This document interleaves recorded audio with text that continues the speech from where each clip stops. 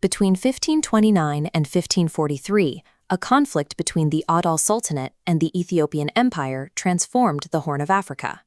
Imam Ahmad Bran led a cavalry that swept across the Central Highlands, occupying territory that had been under Christian rule for centuries. But the foundations of this campaign weren't laid overnight. Before the first major battle of the 1520s, the Solomonid dynasty had already endured decades of systematic pressure from the coast. In the late 15th century, the geopolitical landscape was defined by the Solomonid Empire. As this map shows, its territorial reach dwarfed the Muslim Adal Sultanate, which was largely restricted to the arid coast and the Harar Plateau. For the Adal leadership, a direct conventional war against the imperial core was a logistical impossibility. The Sultanate lacked the sheer numbers to hold the highland interior against a mobilized imperial army.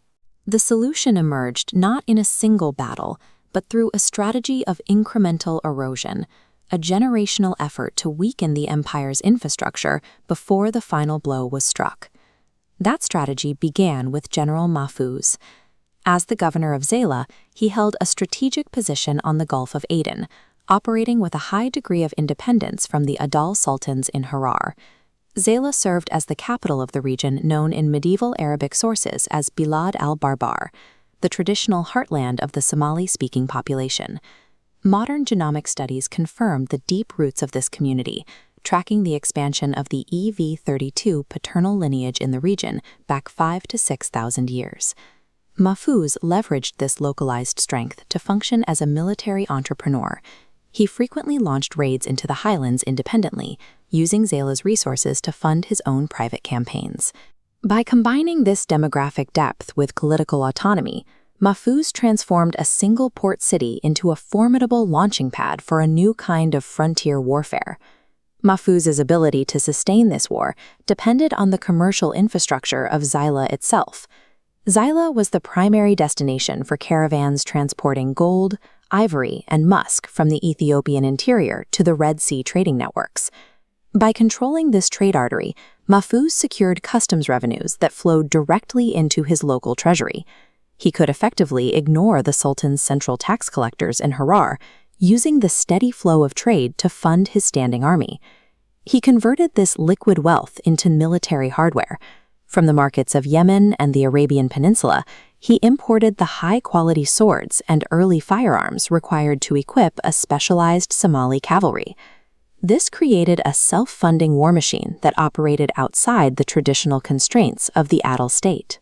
With his forces equipped, Mahfuz began a calculated series of incursions into the Ethiopian highlands. These weren't attempts at permanent occupation. His cavalry used hit-and-run tactics to seize livestock and captives, demoralizing the frontier before vanishing into the lowlands.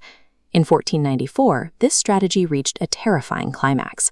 Mahfuz's forces engaged the imperial army and killed the Solomonid emperor Eskinder in battle. In 1508, he repeated the feat, slaying Eskinder's successor, Emperor Nod. These consecutive royal deaths are detailed in the Arabic chronicle Futu al-Habasha, which records Mahfuz as the dominant military figure of the era. By removing 2 emperors in 14 years, Mahfuz didn't just win battles, he paralyzed the Solomonid state, leaving it in a period of prolonged instability. The tide shifted in 1517.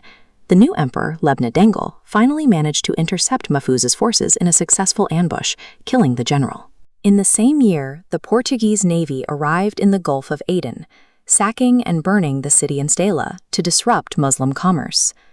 The loss of the commander and the destruction of the port created a significant power vacuum in the Adal Sultanate. But the political chaos of the late 1510s paved the way for a more radical leadership to emerge from the ruins of the old system. The direct link between these two eras was Mahfuz's daughter, Bati Delwambara. Her marriage to a young, charismatic officer named Ahmad Gran transferred her father's immense political prestige and military legitimacy to his rising movement.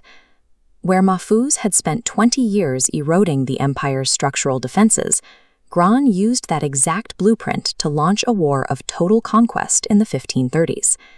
The history of the region is defined as much by these long-term structural shifts as by the conquerors who eventually walked through the doors they kicked open.